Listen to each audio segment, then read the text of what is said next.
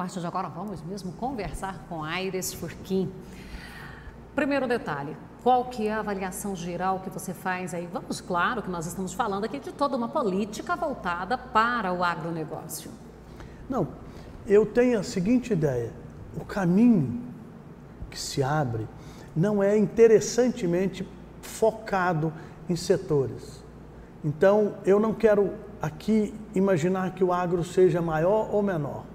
O caminho que eu entendo que se abriu é um caminho de normalização das situações. Ou seja, nós precisamos entender que a eleição que se avizinha, se passar o Bolsonaro, e tudo indica, inclusive com a pesquisa de ontem, que daqui por diante, para o Haddad caminhar, ele terá que adentrar nos votos do Bolsonaro, não mais conquistar aqueles que estavam, vamos dizer assim, na nuvem.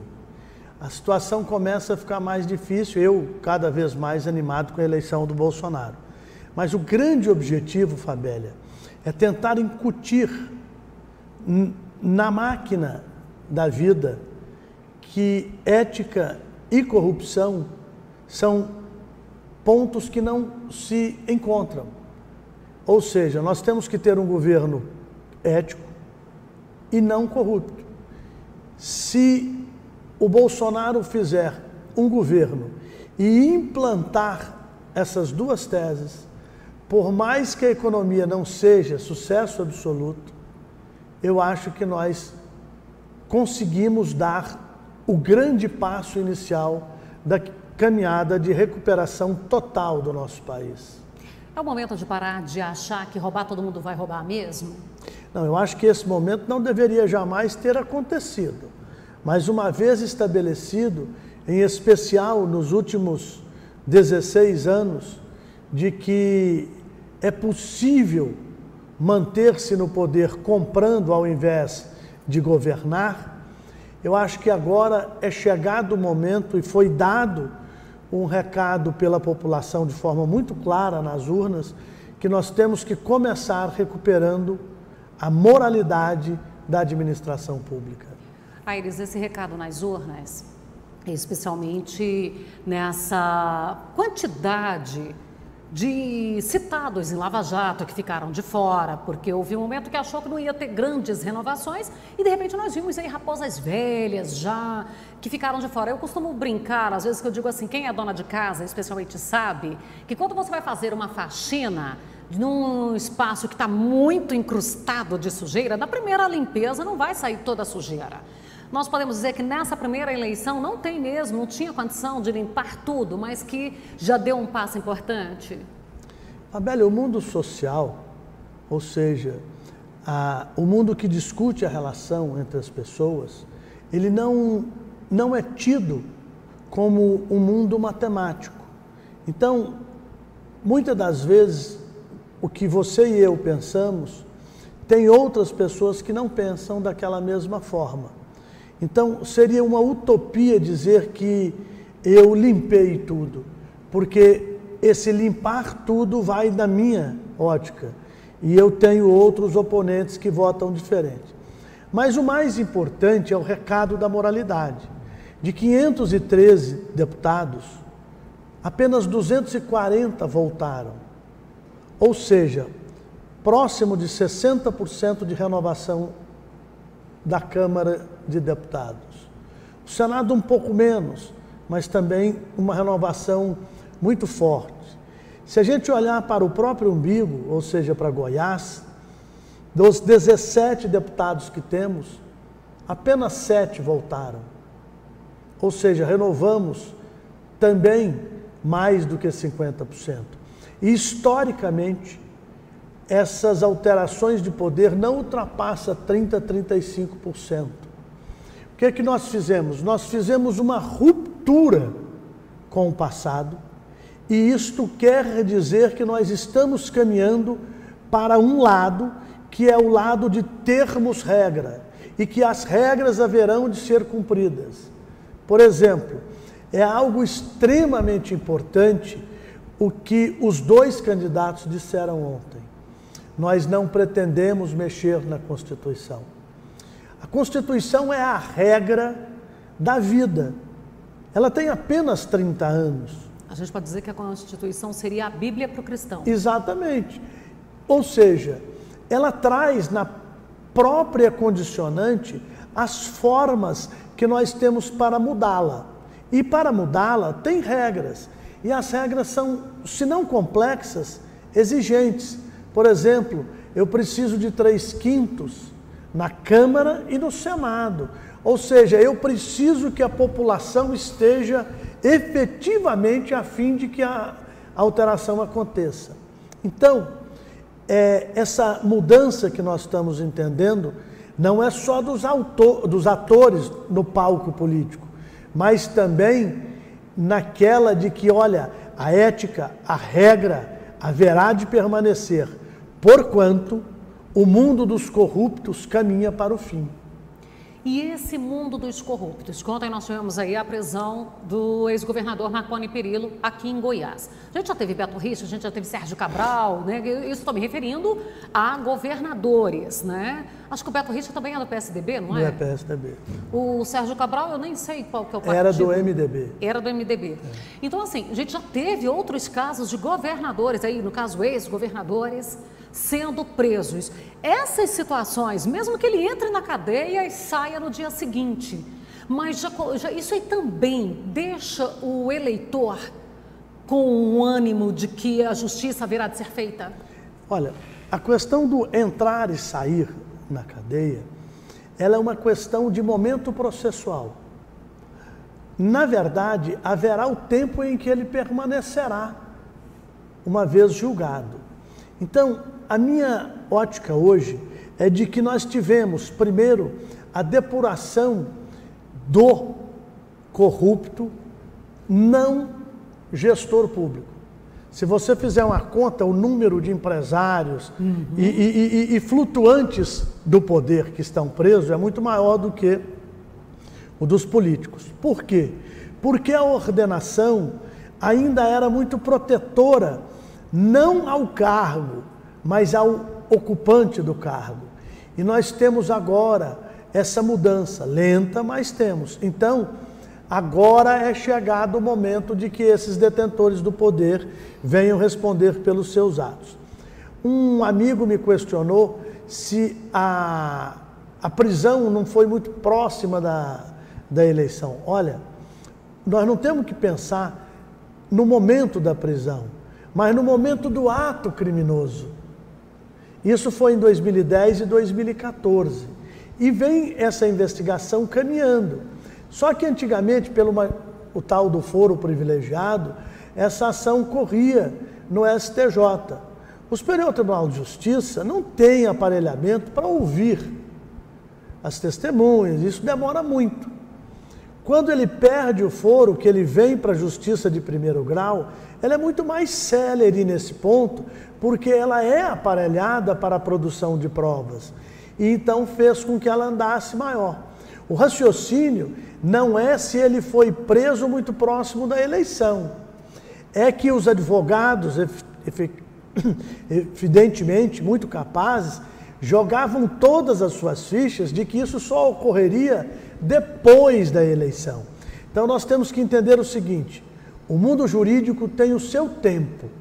Ele não caminha ao tempo da vontade, ou minha, ou sua, ou de quem quer que seja.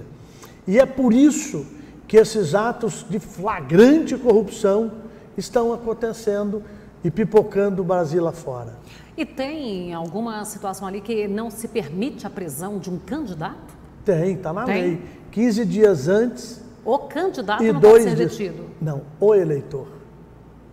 A não ser que seja acolhido em flagrante delito.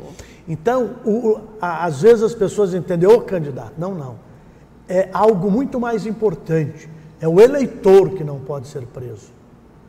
E ontem, agora falando aí nessa questão da eleição, eu vi, agora a gente está aí com muito caso de fake news, então a gente tem que ter muito cuidado, a gente tem orientado o nosso telespectador a não ficar replicando, mas eu vi alguma informação de que Cátia Abreu teria sugerido uma alteração da chapa onde que o Haddad renunciasse, o Ciro assumiria para ter ali, segundo os planos dela, daria um corpo maior a essa chapa. Não sei como, já que ele não passou nem para segundo turno, mas tem essa possibilidade, tem essa brecha na lei de que nessa altura do campeonato eu poderia fazer alguma coisa aí com renúncia, alguma coisa nesse sentido? Sim.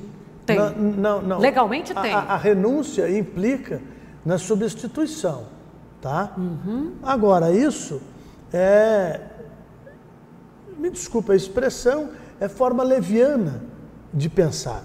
Porque se um determinado candidato conseguiu 12%, evidentemente que a renúncia daquele que obteve 20 e tantos seria um ato inexorável contra a possibilidade de manutenção da vontade de uma massa eleitoral muito maior. Eu acredito que isso sequer foi ventilado, até porque o PT jamais se daria o luxo de abrir negociações a esse ponto. Acredito que o que nós temos hoje posto à mesa são dois pontos. Não tem nada de radicalismo ou não radicalismo, porque o que nós temos mostrado, nós que eu digo são os candidatos, é a vontade de fazer um governo, de forma A ou de forma B. E aquela que vem do PT está manchada pela corrupção. E isso tem feito com que a população sequer discuta o nome do Haddad. Ela de cara quer discutir o ato praticado no exercício do poder pelo PT. E seria por causa de toda essa mancha que ontem o PT lançou nova logomarca, nova marca e tudo para tentar mostrar uma cara nova? Sim, isso não resta a menor sombra de dúvida. Mas veja bem, a estratégia do proselitismo político, ela tem que ser muito bem pensada. E nem sempre o profissional de imprensa tem facilidade de percepção da vontade popular. Eu te digo que ontem aconteceu dois exemplos, um dando certo e outro dando em mesmice. O que deu certo é quando o candidato Bolsonaro fala sobre um determinado 13º a ser incluído no Bolsa Família. Este é um assunto originariamente oriundo do PT, que, ao seu ver, estaria causando impacto em mostrar uma logomarca nova.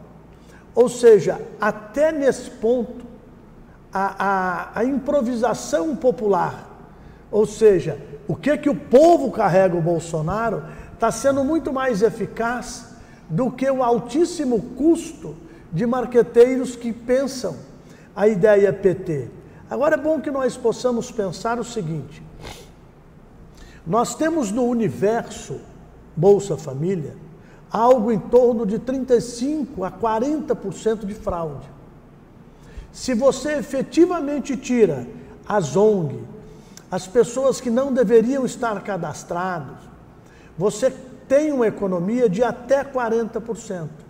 Sem mexer no orçamento, sem mexer no Bolsa Família, você pode incrementar no valor pago, e inclusive incrementar esse 13º, sem gastar mais. O problema que nós temos que caminhar é contra o ato corrosivo de administração, corrupção.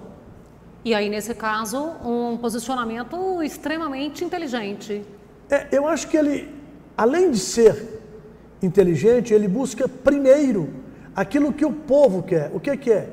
A certeza de que não haverá corrupção. Se não haverá corrupção, vai sobrar dinheiro. Aí você não precisa ser tão inteligente, basta ser honesto no distribuir.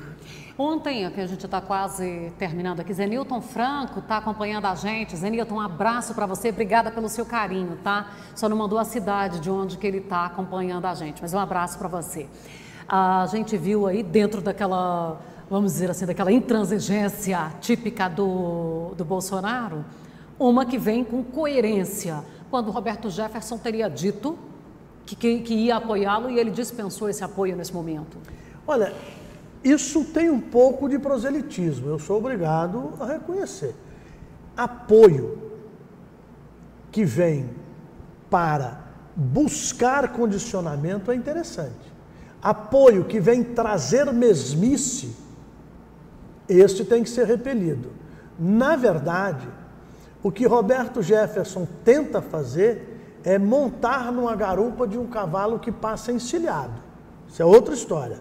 Por isso, eu acredito que a repulsa ao apoio, ela se deu de forma enfática, no sentido, olha, você traz uma política que eu não quero mais. E há um detalhe de que o povo já tinha feito essa resposta. Quando quem representa Roberto Jefferson, que é a deputada Cristiane Brasil, sai de uma eleição de aproximadamente 100 e poucos mil votos e cai para uma derrota na casa de 10 mil votos aproximadamente. Então, o próprio povo já tinha respondido para o Roberto Jefferson de que ele não faz parte de um projeto político sério.